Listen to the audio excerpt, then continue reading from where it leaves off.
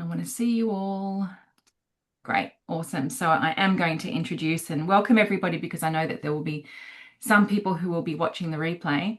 And I'm looking forward to the people that are coming tomorrow. And I'm so glad that you guys are here, secretly wanted, as I said. And really, really happy to see Leslie, you pop up at the last minute. Yeah, always love having your presence. So we're going to have a great time. My intention today is, the fire horse energy is quite full on, as we were just talking about when we were just gathering. And I also want to have some fun today. Like I was really, really excited about today's masterclass. It feels very, very different to any other masterclass I've delivered. Um, and probably you already can understand why if you've been connecting with the fire horse. And I have been connecting with the fire horse very much. I've never connected to the Chinese astrological year. Like I've heard about it, I knew it was the year of the snake last year. I've never gone, oh my God, I need to know about this year. I've not, of course, I've seen things on Instagram, okay? But my relationship with the fire horse is my relationship with the fire horse. Like we are in relationship with each other. The fire horse is speaking to me. I feel like my channel is so clear. My downloads are hot. Um, the richness of my notes to self, you'll see here. Um, so fire horse frequency that's been speaking to me are all these very masculine words: delivery, materialization, move, um, uh, own and share your voice across new territory. When I see the across new territory, I actually see the horse galloping across new territory. Um, don't stay in the same lane.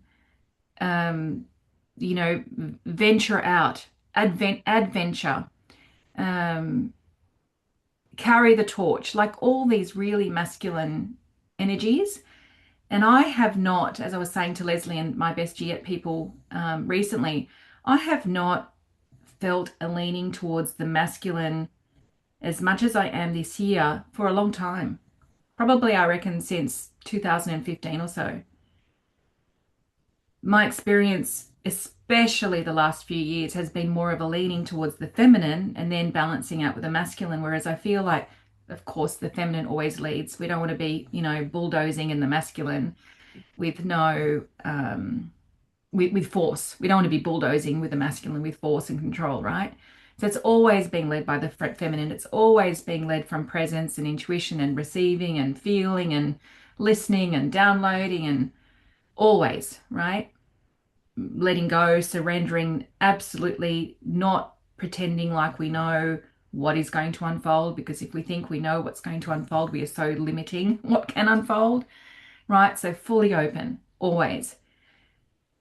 And then the masculine is so balanced this year. It's so balanced out. You know, it, Up until this year, when I would receive something and I'd receive a directive, let's say, from the feminine, I wouldn't act upon it straight away. I'd sit with it, I'd be with it, I'd feel it, I'd write to it. Um, this year, I'm receiving the directive, and the feeling to move is immediate. And like I said, in our little chatter before coming on, the feeling to move with this masterclass, I moved with it, I put it out there, I only wrote it this morning.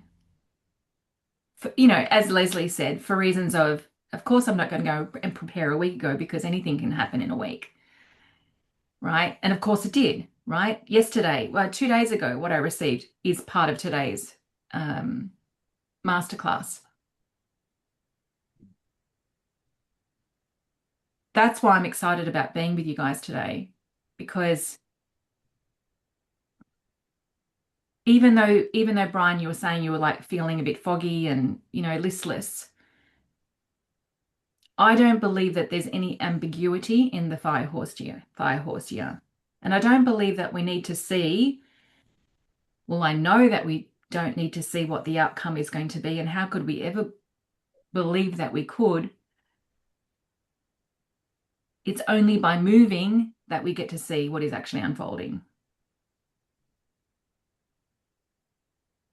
So in the fire horse year, amongst that masculine energy, from my experience, it's also the year of plot twists and pivots, like plot twists left, right, and center.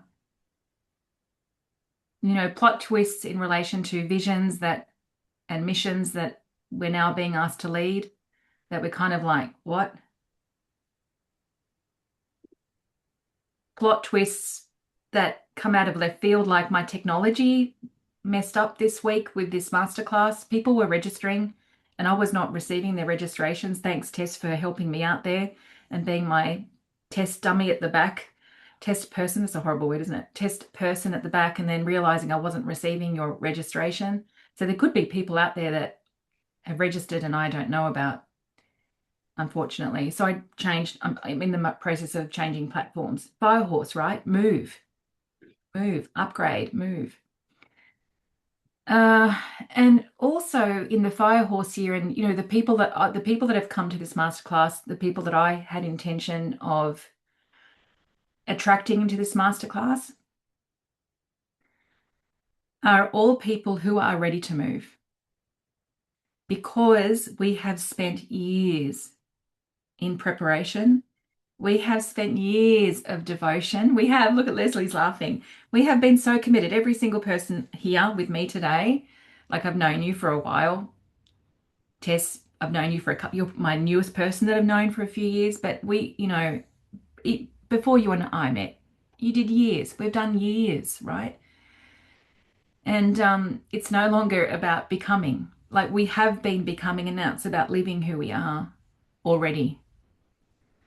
And it doesn't surprise me at all now in hindsight that last year's theme for me and the space that I was holding was harvest. Like, we were gathering everything. Well, everything that we had planted, it had, we weren't planting seeds. It had grown, and we're now harvesting and seeing who have we become, become, so that we can now open ourselves to the plot twists and pivots that are here. So the fire horse told me to put on this masterclass. The purpose of this masterclass is to share my relationship with the fire horse with you, to either connect you with your own relationship with the fire horse, or to, have you connect even more deeply with your relationship with the fire horse.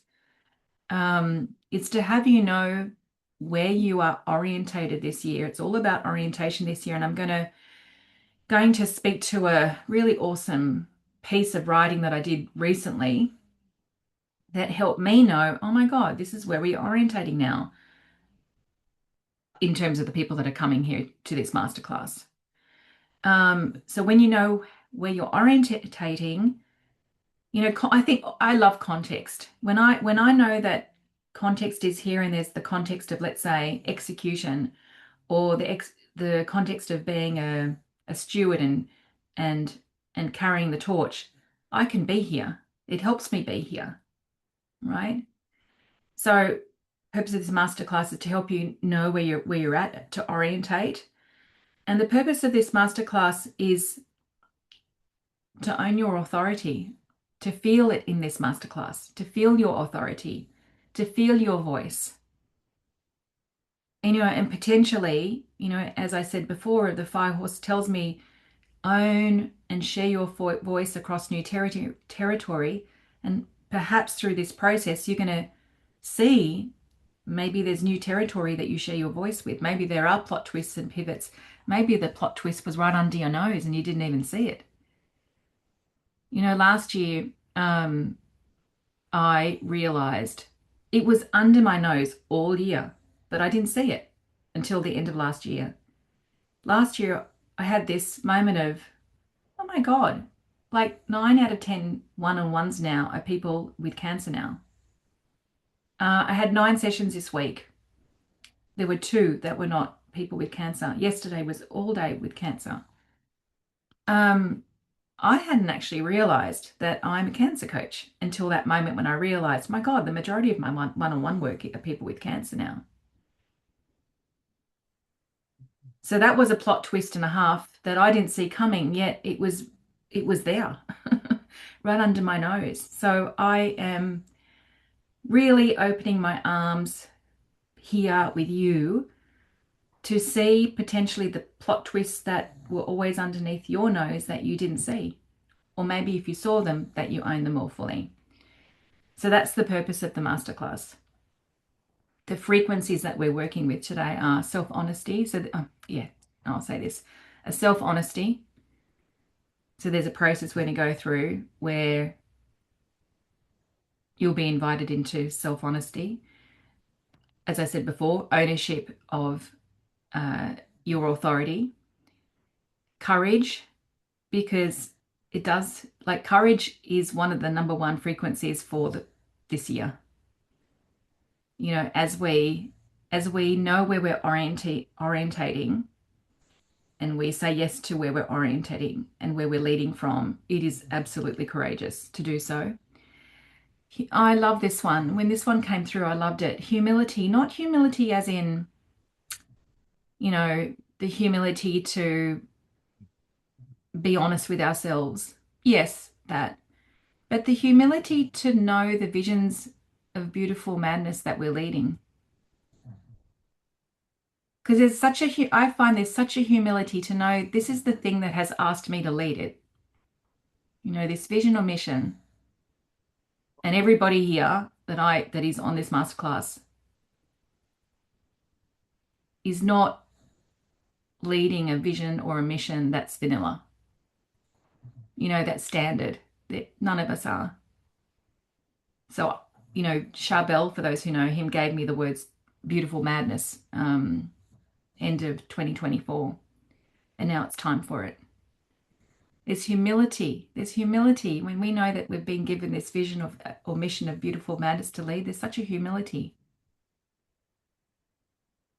And of course, the frequency of movement in this masterclass. So it would not surprise me at all if what you receive from this masterclass, you then go and move. Even if it's one move, but there's a movement. There is. You'll see as the masterclass unfolds. Everybody, I'm going to say this for the recording because everybody here knows that I use notes to self regularly.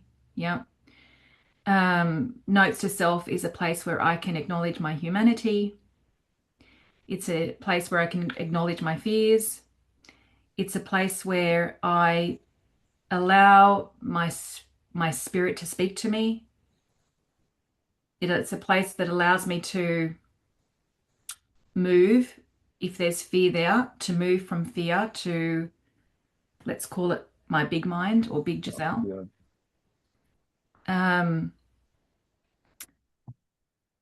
And I have written notes to self, well, for decades. I never called them notes to self until July 2023.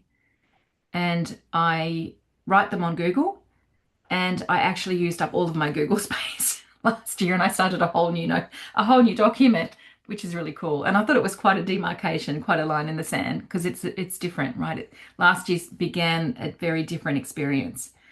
And then end of 2020, no, it wasn't end of 2024. It was around July 2024. I realized that writing notes to self might not just be for me, it might be for other people. And that's when the vision of my best year yet came through. And Leslie's part of that. And most of us started in November 2024. We're completing in March this year. It's been the most beautiful experience, the most beautiful, powerful experience of this, up to 3 times per month coming together, writing notes to self, sharing notes to self with each other, witnessing each other. It's been the most beautiful, beautiful experience. And this masterclass is created from my notes to self. Alrighty, so in my notes to I put my notes to self through ChatGPT. Sometimes I see more things because chat will show me. A couple of days ago, I put my notes in, and chat surprised me because it said to me, Giselle, I can really see you have moved through phases, over the years. And when you get like, how do I say it? Curious, like there was a real curiosity that was lit in me that day. That was like, oh, I want to know what you're talking about, right? So then I loved it, loved doing this. I then mapped out what I'm calling 4 stages of leadership. And I mapped it out because I have moved through them and I'm beginning to move through the fourth one. I did send it. I don't know if everybody received. Did everybody receive it? Yeah. Okay.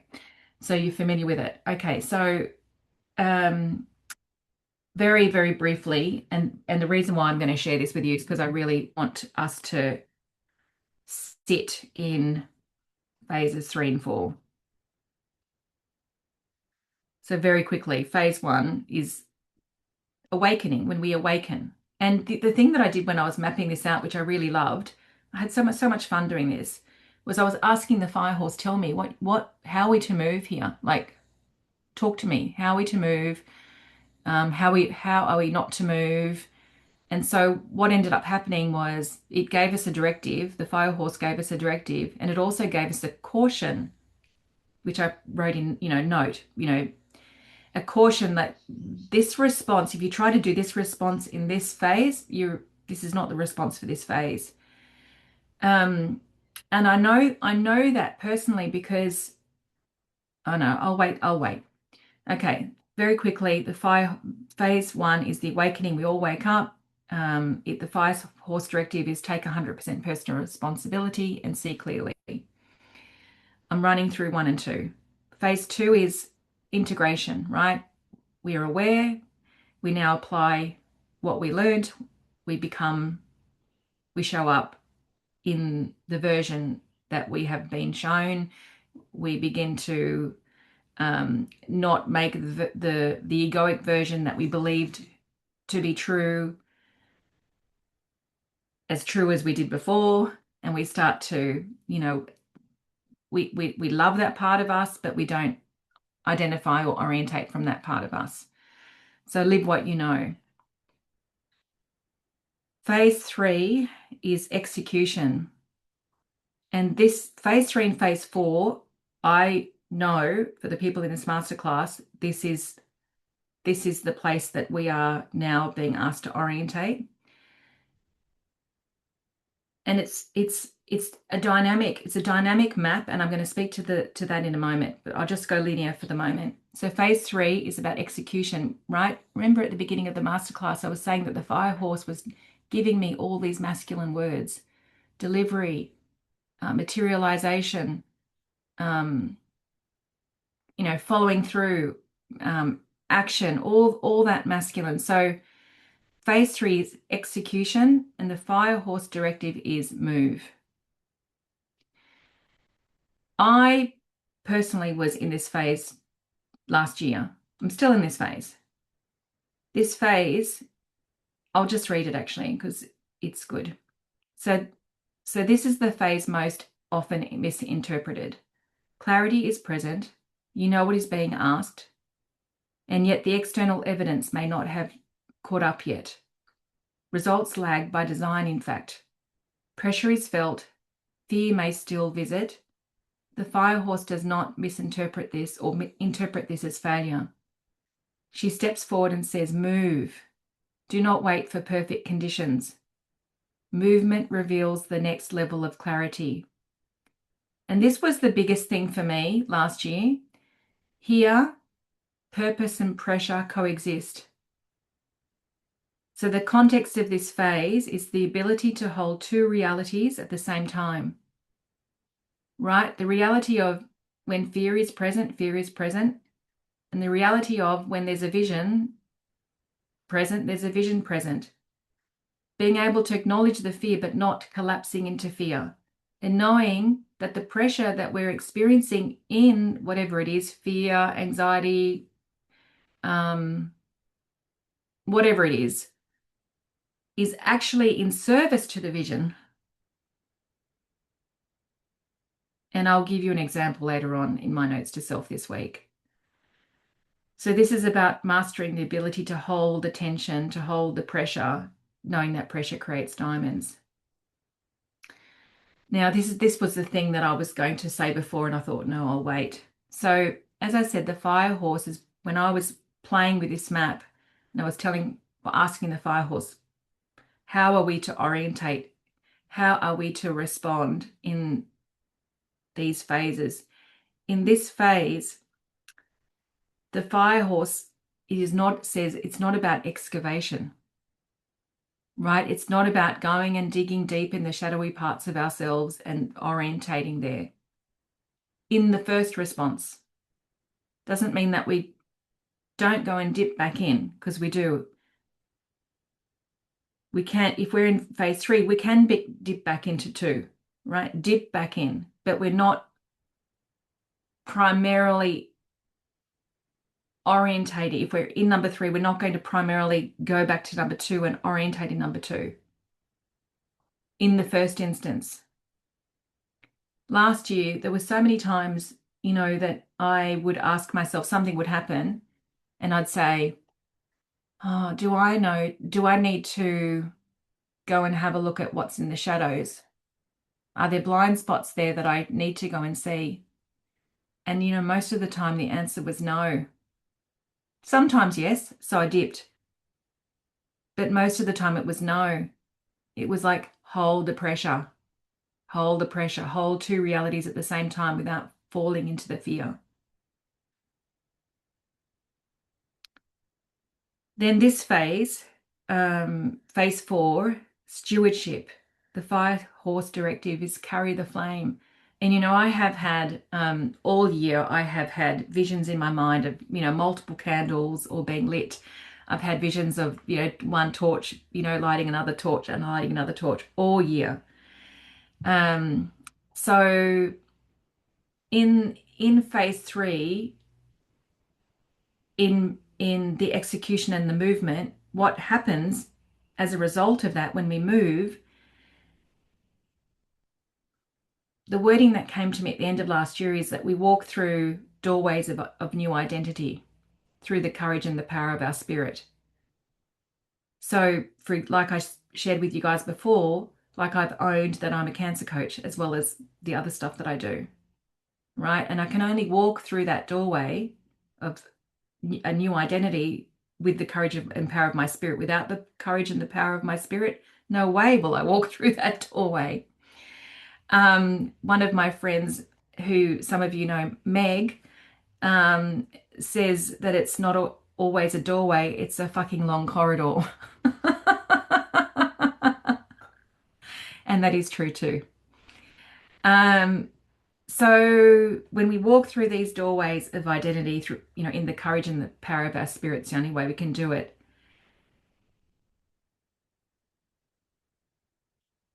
We're asked to birth visions and missions of beautiful madness. That humility that I was talking about before, like when the vision or a mission is given to you, to say, you go and carry the torch, you go and, you go and carry the flame. It's a, oops, thumb going up. It's a beautiful, it's this full of humility. So it says you are asked to hold environments where others can evolve, to build structures that stabilize transformation, to allow your growth to serve something bigger than you. And I think that's the main thing, right? It's bigger. To own and share your voice across new territory. And the caution here, right? The note is it's not about becoming, right? It's about recognizing that you already are. And that is why you can go and carry the torch. So as I said, this map, when I I actually wrote a Substack article because I was so excited about it. And then I went for a walk. And when I went for a walk that night, I realized that I already knew it wasn't linear, right? I knew it was a spiral because we can go from one, two, three, four, but then we can dip back into one, or not even dip back in. We can move back into go and take responsibility and see clearly again. We can go back into the phase of, gosh, you've just hit the ceiling, what's Gay Hendricks, that you've just hit your upper limit level, in the big leap. There are blind spots that you've got that have stopped you continuing to move. That was me 100% at the end of 2022, 2023. And I hung in phase one and phase two up until 2024. But you think about it, it's not about like, oh my God, I've gone backwards. As you know, a lot of people will say to me, have I gone backwards? You can never go backwards because we've already become. You can't unbecome who you already have become, right? There's wisdom there, there's awareness there, there's lived experience there. So the next time we go and spiral again to phase one or phase two, where the foundation is, but strong, much stronger than the very first time when we were bright-eyed and bushy-tailed. Yeah. The reason why, one of the reasons why I couldn't write the masterclass until this morning is that only happened a few days ago, that map. And right, here's an example. I moved. I knew I wanted to put this masterclass on. And then what I need for the masterclass unfolds, right? Would that have unfolded if I hadn't put the masterclass on? I don't know. But I really like that map. So I just want to open up to you guys in terms of where you feel you're orienting. Do you feel you're orienting now in 3 and 4, or 3 or 4? Do you feel you're orienting elsewhere? Not everybody needs to share, just if you feel to share. As I said, I know I had been 1 and 2 for 23, 24. And at the same time, I was also going into 3 in executing because I ran 2 new programs, sacred leadership programs. I ran my best year yet. But all of that was being fueled by what I was receiving in 1 and 2. So over to you.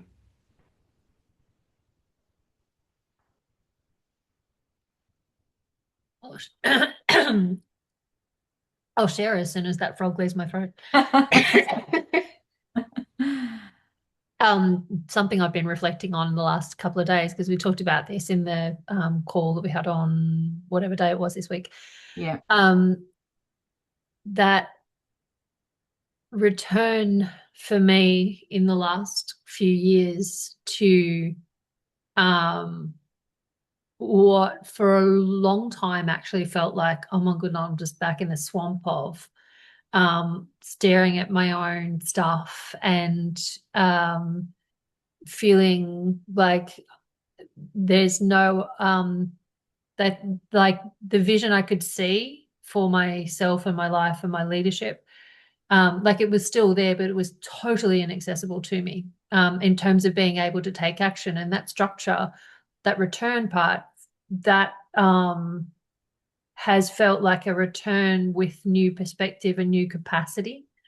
And I don't think I could have understood that while I was in it, but I can see that clearly now. Like, yes, there was that sort of first go round when you first developing awareness. And I was so very supported at that point with people around me who could hold themselves in that place of leadership and stewardship, and help me to discover, and it felt so liberating the first time round when you discover, oh, that's what that pattern is, and now I'm not like believing that we're free from it simply because we can see it, and then having to develop the capacity that I call it holy wholeness, right? Like you've heard me use that term before, like seeing it the first time round and having that sense of liberation still came from a place of thinking that it had to go away. I had to be able to see it so that it was no longer there, so that I could be free. The second time round was no, you have to see it in order that you can give it a home inside you, in order that you can return to wholeness in a way that actually honors the sacredness of every single part, no matter what it looked like and no matter how ugly it felt, to be in it, like coming back to that, oh yeah, it's there now and it's without judgment. So now that kind of return, I have that perspective of I'm not looking for things to blame for stuckness. I'm not looking for reasons why I can't move forward. I'm simply looking for what else is at home inside me so that it doesn't then run the show. Like that kind of idea of, yeah, look, there's a bunch of children running around here. You just don't give them a seat on the driver's seat of the bus. Like they all get to go back there. They're along for the ride, but they don't get to drive the bus. Yeah. So the capacity to then sit in action comes from no longer trying to hold separate all of that, that Beautiful. it's all included. And the capacity for stewardship requires that. Like I can't go into leadership in the work that I want to do without having that integration, Totally. because otherwise it's a shit show. Yes. Yes. And it's Perfectly. exhausting. It's exhausting to try and hold ourselves in a whole bunch of parts as well. Like the clarity required actually requires no longer fighting internally. Yeah. Yeah. Wow. Yeah. Perfectly said. And you feel like you're moving to 3 and 4 now, right? Yeah. Yeah. Yeah. Yeah. Building foundations is done. Return will still happen because Yeah. those kids still live in my house and Of sometimes they're course. going to have things to say. Of And it's course. my job to listen to them and tend to them and care for them, Yes. but not actually live in that orientation that says Yeah. all of that is still true. And Yeah. it's actually a reason why I can't move forward. Yes. Yeah. Perfect. Thank you so much, Leslie. Thank you. Thank you. All right. So we are going to move because there's 3 places that I want to go to. So there's 3 notes to self, 4 notes to self I'm going to share with you. And the first one I received on the 23rd of January. And the way that I write my notes to self is I write them and then I have a look and I see what that was actually about, and then I give it a title at the end. And this one was about the title was The Fire Horse Calls You Out. Like this one was so fierce. I shared it in my best year yet. I can't remember who said it. One of the best writings. Oh, Misha said it. One of the best writings so far. Like it's very, very, very calling you out. So you're going to see as I share these, particularly the first 3, you're going to see that there's different places we dip into. So this one is we're dipping into self-honesty, right?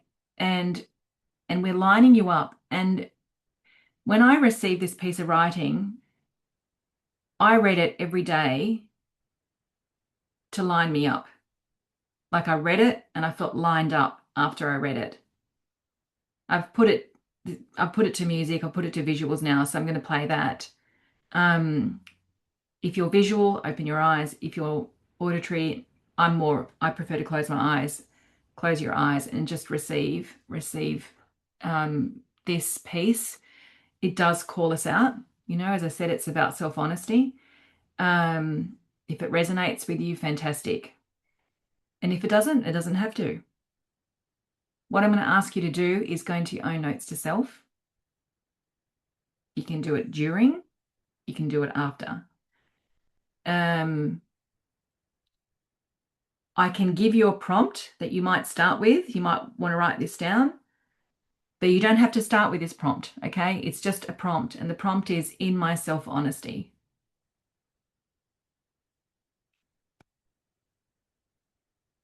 Alrighty. Everybody's good with what we're doing? Awesome. The fire horse will call you out. It will see your excuses, your delays, your resistances. It will call you out on your disrespectful relationship with God, with Mother Nature, with the universe, when you outsource your power to them, when you outsource your will, when you outsource your decisions, when you outsource your inherent creative agency, when you wait for signs, for divine timing, when you hide behind patience instead of owning the authority that was given to you.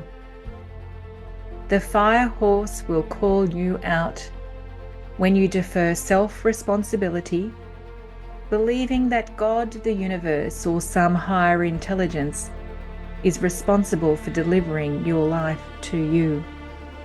This is not faith, this is hypocrisy. To call yourself a child of God while insisting you are powerless is a profound misunderstanding of creation. God created man in his image. Did you forget? The fire horse will call you out, and it will do so through agitation. So be prepared.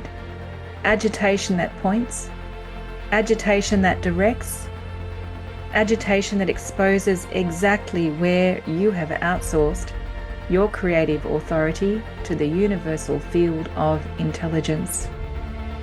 And it won't stop at authority.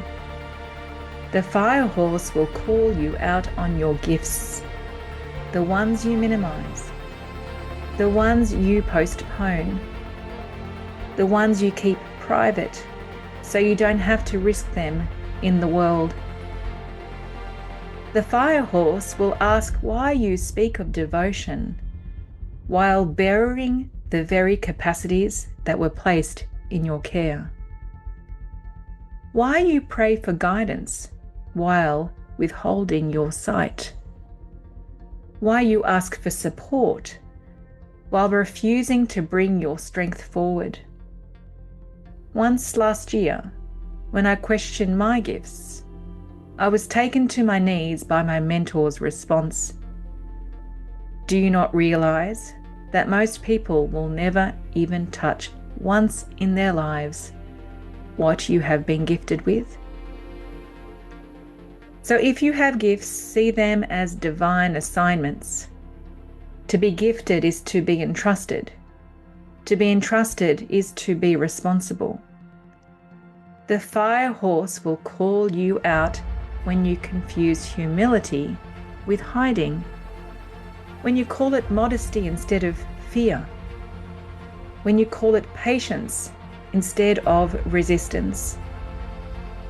Because gifts unused do not remain neutral.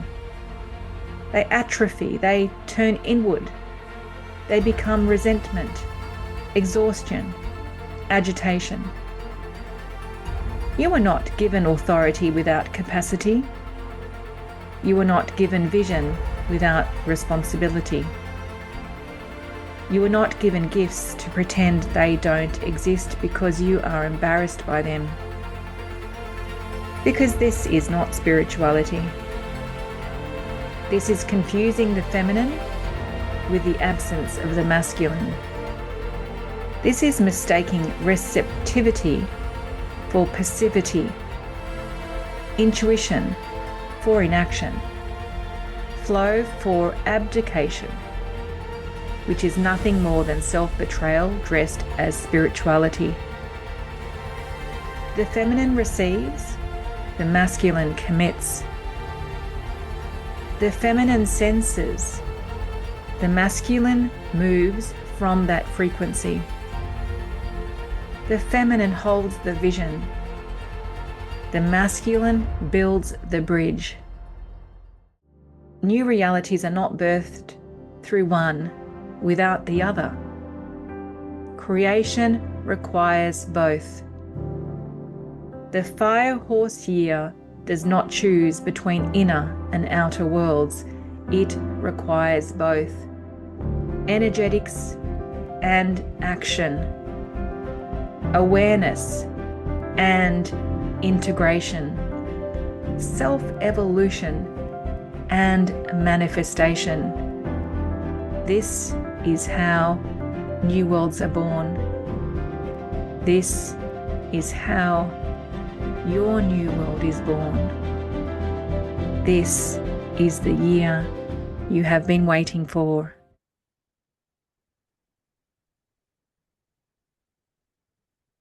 I'm going to stop you there, unfortunately.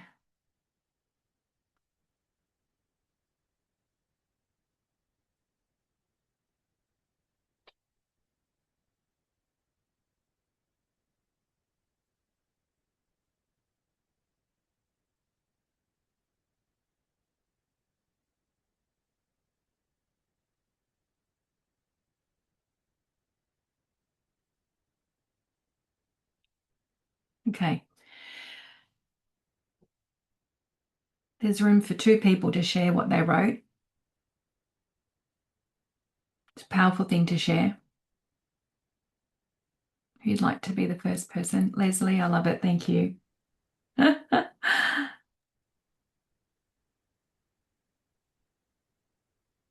Crossing over. Your holy wholeness is not yet whole until it includes your fullest connection with and commitment to living your tremendous gifts. In separation, you define spaces and people as safe and not safe to live out the wholeness of who you are. And that required you to hold on to those child parts who took over to protect you in unsafe spaces. You strengthened your capacity to hold in loving grace all your dysfunction and all that you once judged and criticized. Now you must strengthen your capacity to live into your power, your divinity, your capacity for insight, and the depth of your love and tenderness for life. Your vision never left. It was and ever will always be yours. It asks you to stand on two strong legs. Oh, amazing. Okay, let's see where it goes in the next notes to self. Thank you. So we're going to move to the next piece. So yes, that was a place of self-honesty, right? Yeah. That was Yeah. a place of self-honesty and lining you up. And now we're going to move to a note to self that I wrote 2 days ago. Notes to self 833.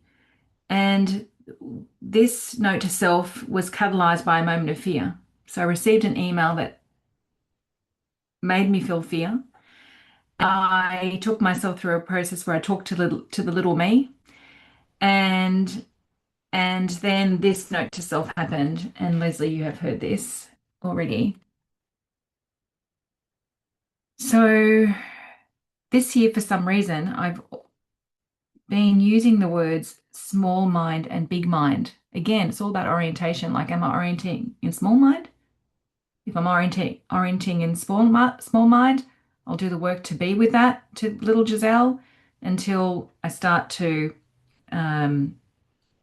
feel my leadership. And this is what happened. Because of that email, this is what happened.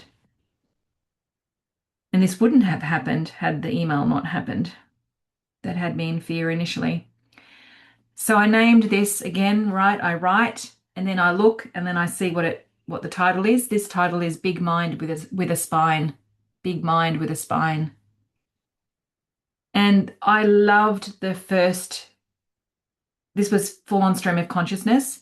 I loved the first question that came that then set off the rest. So the first question was, are you willing to keep your ego vulnerable so your heart can thrive as you deliver visions and missions of beautiful madness? Right? Because my ego was really vulnerable. So are you willing to keep your ego vulnerable so your heart can thrive as you deliver visions and missions of beautiful madness?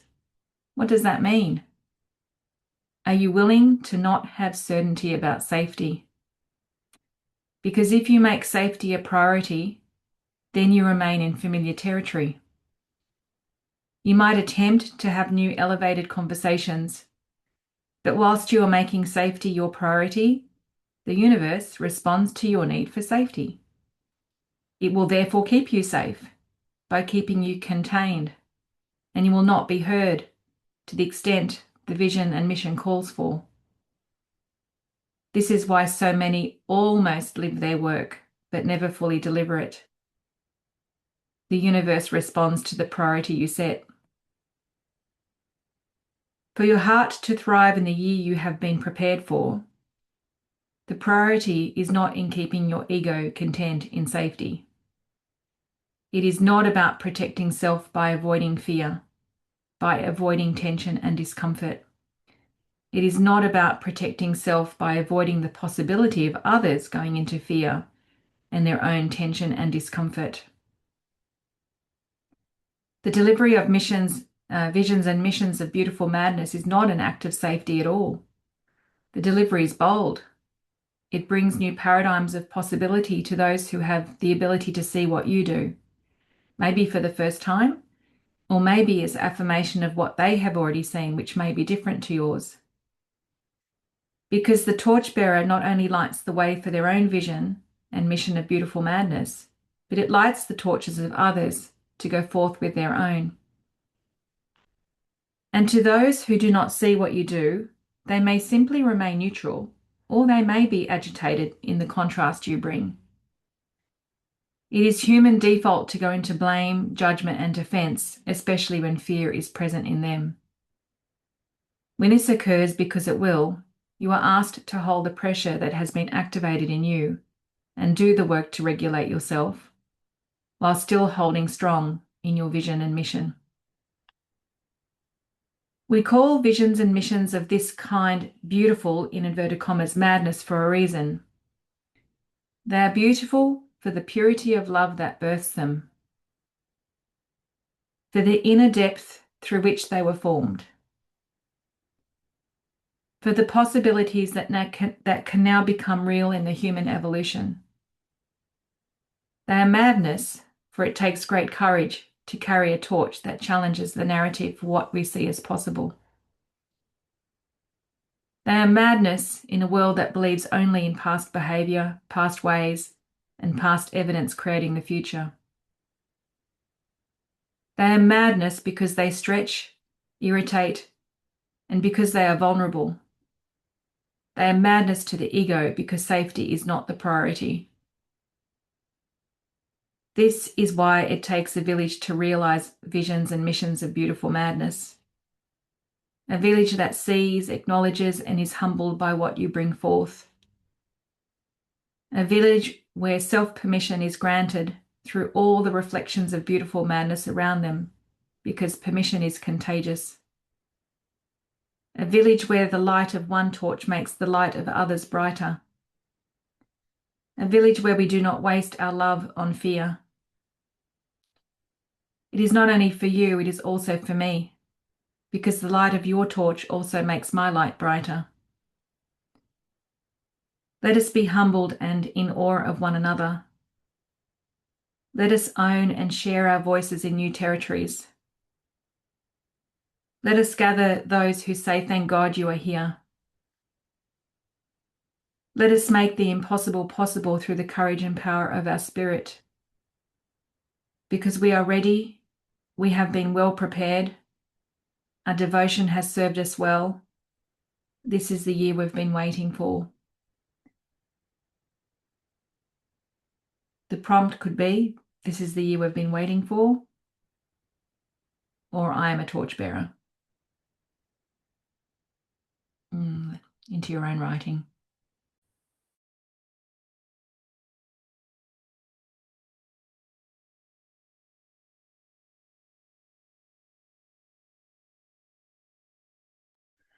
I can see that some of you guys are still writing, but I'm going to need to move on.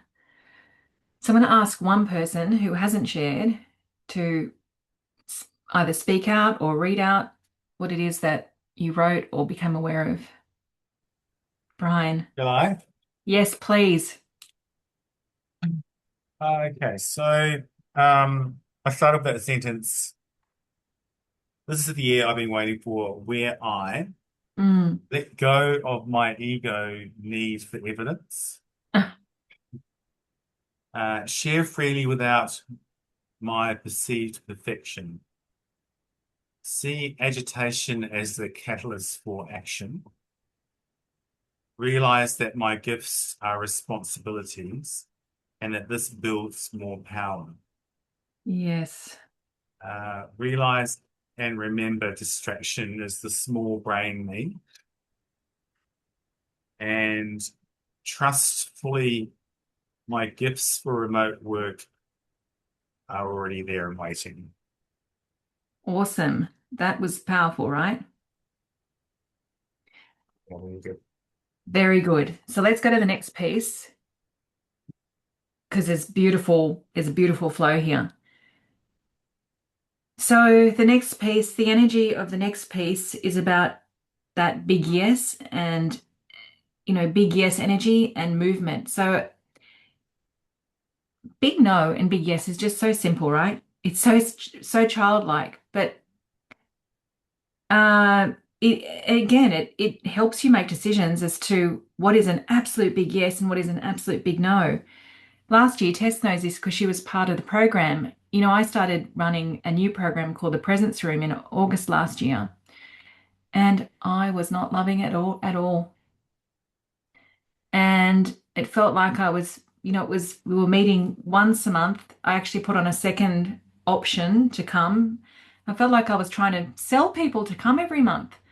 Um, it just did not have the same joy for me, nor the same devotion that, some of you have been in my other groups, the experience that I've had in the other groups. And, at the same time as running Presence Room, I was also running My Best Year Yet, which is absolutely delicious. So I had this, it was like, this is like, oh my God, this is like heaven on earth. And this was like, I felt like I was bloody pulling teeth. So it was a big no. So I closed it ahead of time. I remember the December dates were coming and I just couldn't do it. And I was like, well, I can say no and I can stop it and I'll refund and, or offer one-on-ones, whatever. And best decision I made. Because then it creates space, right? For what else is the big yes. So this note to self is about big yes energy and movement. So I wrote this one on the 5th of February and just noticing, right? Like my notes to self that I shared with you today are not chronological. There's some behind, backwards, and there's some in the future. Now we're going backwards. This one is 5th of February. So this was last week.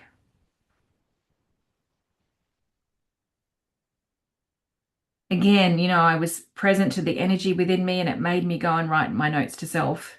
It's not like as if, oh, what am I going to write about my notes to self today? I already had the energy with me and that's what had me go and write.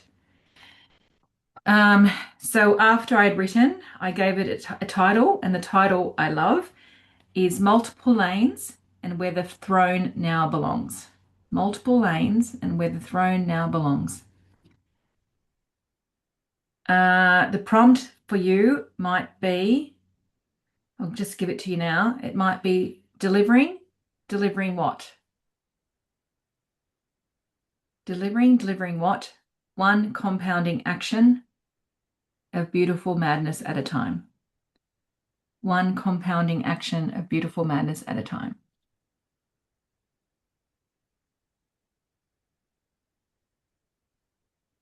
Okay. And here are all the masculine words that it started with because I could feel it in my body. Delivery, actualization, materialization, adventure and mystery, born from making moves in the moment when the big yes is there. In contrast, this is not a time for sitting, for lingering, for incubating in allowing and patience. We are always sourced from the feminine creative principles, always.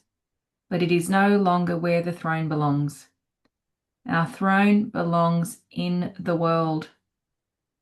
This is the year of movement, of action that follows knowing without delay, of visions and missions not contemplated, but enacted.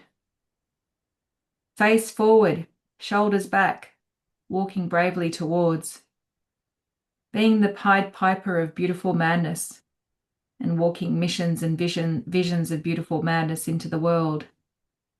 And then they come, they walk alongside, shoulder to shoulder, as they see that their throne too belongs in the world.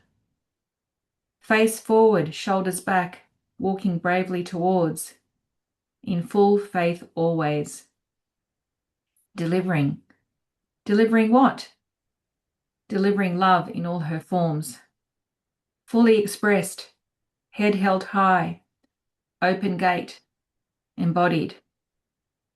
Ready to be received by the world for all that they have devoted themselves to receiving through the long years of preparation.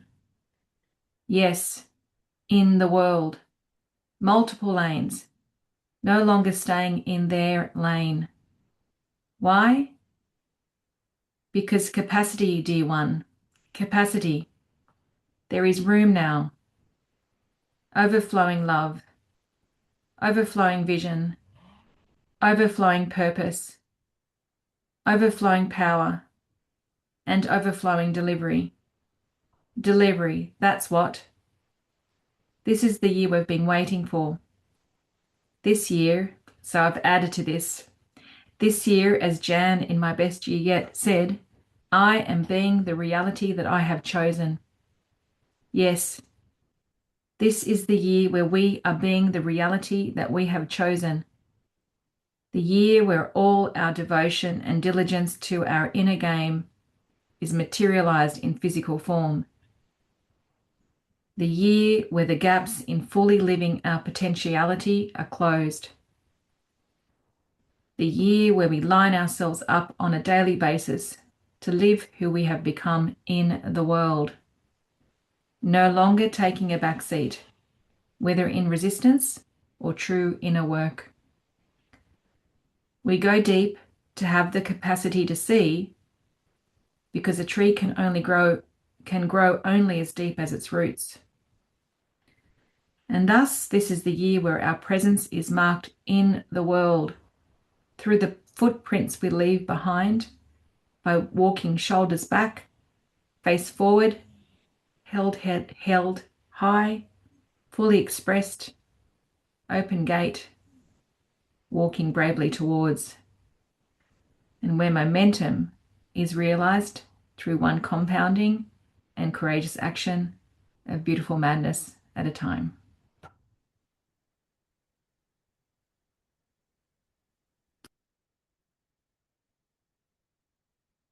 So unfortunately, I'm going to stop you there. Should have wish we had longer. So who would like to share? Niall or Guy? I'm just wondering. Niall, do you feel to share? Can you hear me? Oh, Guy. Yes, Guy's in Bali. Are you, I think, at the moment? Yes, I'm in Yes. Bali. Yes. Please go ahead. Sorry for not pulling up the video, but it's wet season here and there's big storms and the signal's going in and out. But I've really enjoyed listening to everybody and you, Jizzy. I just wanted to say that I've been very, as present as I can with that signal going in and out. Thank you. So yeah, I've been very much moved by your words today, Jizzy, and the validity of what seems to be happening with me. I'm realizing and manifesting this community in Bali that I've been working on and off around for a really long time. And this is the year where I must realize the culmination of the work, the physical, mental, and spiritual work that I've been putting into not just my career, but actually our place here, which Jizzy's very aware of what I'm talking about. Yes. My focus is manifesting this year and developing a community based space in Bali that becomes a center for not only our friends and a space of creativity and relaxation and growth and fun. But for me, I've just really started to realize how much of it is actually driven just by me, and that I'm really okay with that. And even though I have a wonderful best friend, business partner, who co-invests with me on this, and support from many of my friends who've come and visited here and love my place. But I'm here, I'm the one here, and I'm the driver. And I think I've allowed myself to be fearful of that at times. Yeah. That there's a lot on me, and I think after processing that and working around it, really for a couple of years, as well as enduring, the COVID and a few other things that were thrown in our path, that seemed to stymie what I was heading towards, what we were heading towards. I really feel so strongly this year that this is actually my gift. This is my gift. And I don't need particularly anyone else to make it happen. I trust that I can make it happen. And it will be all the successes and failures and the wins and the losses, I think I've realized has led me to this point, that they all happen for a reason. And I'm so strong in the potential and the knowledge of what can be done here, and so excited by it. Even getting my head around the fact that our village now, when we first built our place here, was a quiet little sort of fishing village, and is now kind of morphing into something a little bit more touristy, let's say. And again, I've stopped making that a negative. I've turned that around. And I've also realized that, for my friends, when we built this place, we were in our 30s, and now we're in our 50s and 60s. And actually, we really like just being able to walk out and go to a restaurant or a bar or a beach bar, or, a gelato store, or all the things that have popped up in our village that weren't here even just three or 4 years ago. So we said, yeah, and I'm the driver. I'm the driver, and I'm in the driver's seat. Yes.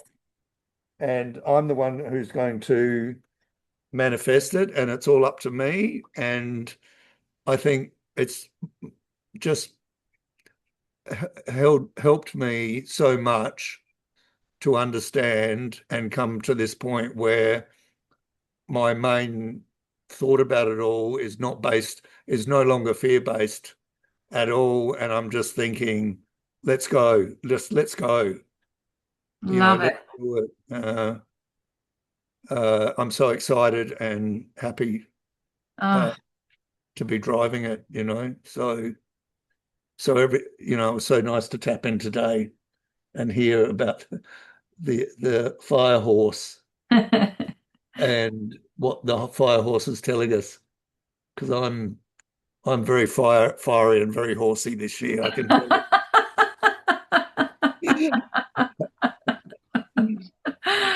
Oh, that is so brilliant, Guy. Like you have been, it's like as if I planted you on this masterclass to be the final person, because we're over time, right? To be the final person that speaks and is a demonstration of everything that I talked about in terms of the 4 phases. Like Yes, yes, you're able to say, I'm the driver, let's go. I no longer have fear because of, through all the wins and the losses and the believing that you needed to co-pilot with this with somebody else. yeah, Because of all of that, you're here. yeah, Because yeah, of all of that. yeah, It's yeah. brilliant. Yeah, Brilliant. it is brilliant. It is brilliant. I, Yeah, I excited feel for you. happier. I feel happier than I have for years. I'm so excited. Oh, I love, love, love, love, love that. Thank you, thank you, thank you. No problem. No problem. Yeah, and I'm just so glad that you spoke. And may that, love everybody else that's here on this call and who watch the replay. May that there's a lot of love and power to be shared from Yeah, God's demonstration. Lots of love and power to be shared. yeah, But I do want to let you know, I mean, you've probably read about it already in the emails that I've sent. Because I loved my best year yet so far so much, as opposed to the presence room, I thought I was going to close my best year yet in March, and we are closing in March. However, it's the same structure is going to continue because it's so good, but it's going to be to the theme of beautiful madness. So on the 13th of March, there's the opportunity to come to breathwork in Tweed Heads. If you're part of Beautiful Madness, we're closing my best year yet and closing my best year yet and opening Beautiful Madness on the 13th of March in Tweed Heads at Breathwork. Breathwork is different. I only did one session in Breathwork for my best year yet last year. This year we have 3 sessions booked in Tweed Heads. The way Beautiful Madness works, which is the same structure as my best year yet, is we do exactly what we did here today. But we do it 3 times per month for a year. And some people, Leslie's awesome. Leslie comes almost to every call. Whereas, there's a couple of people, there's a lady in Bali, Guy, Margaret, she probably comes maybe once every few months. And then Fiona, who lives in Borneo, probably comes once a month. So it's whatever works for you. And we do exactly what we did here today. So, if you want to, if you love today, right, and you feel that phase 3 and that phase 4 is your bag this year, it does take a village. It does. I really welcome you to come into that program. And I'm doing exactly the same thing that I did with my best year yet. I'm offering a pre-sale fee to really encourage those people who are intuitive buyers like me. When well, then there's I guess there's a reward or an incentive there. So that's available until the 18th of February next week. Just reach out to me. I have put the landing page on emails, but just reach out to me and we can talk about the details if that's what you would love. Can I just add one thing? Sorry, just, hijacking. Go. We do however many calls a month that we can meet. But one thing that felt really clear to me, it's not like the only time we feel in community and connected is when we're on those calls. For me, it felt like I was there and held and witnessed no matter what, like at all points of my, day to day. And that was a pretty unique experience for me in terms of like group programs. Like in the past, I know I've only really felt that kind of like, oh, I love being actually in group in present because that's the only time I get to feel that kind of witnessing and presence. And a bit of that's because we have the recordings. We can go and listen to the recordings. We can tune into our writings and we can share it. And we can also just share independent of the what's being facilitated, whatever's coming up as well. And have a space of witnessing for that. Just want to say that. I appreciate that. Thank you very much. It is the group, because most of the people are continuing, are just beautiful, mature, beautiful. We only have women so far. Beautiful. So, the men are welcome. Beautiful, mature women. And we were going to continue anyway, weren't we? Before I saw Beautiful Madness, we were just going to continue anyway. So, yeah, very, very special. So I'm going to leave it there. Thank you so much for showing up. Yeah. Excuse me, Giselle, may I ask, being in Perth Yes. and having a bit of brain fog at the moment, what time would it be for me? They're spread. So I do 10 o'clock in Sydney time, 10 o'clock, 1 o'clock and 5 o'clock. They alternate. Is this talking about tomorrow? Oh, tomorrow, beg your pardon. Sorry. Tomorrow is 11:30 Sydney. No, it's not. No, it's going to be too early for you. It's 9:30 Sydney time. It's going to be too early. Like So 6:30 for you. I'm going to put it down anyway. Thank you. Okay. Okay. Okay. Tomorrow's 9:30. Yeah. So 6:30 a.m. for me. Yeah. Yeah. Thank you, Giselle, and thank you, everyone else. Welcome. Thank you. Thank you. Any other questions? Awesome. Have an amazing Friday. See you tomorrow if you come. Yes. Thanks, Giselle. See you, Thanks, everybody. Giselle. Great to Thank be you, with you. Susie. Great. Thanks, See everybody. you. Bye. Bye. Bye. Bye-bye, Giselle.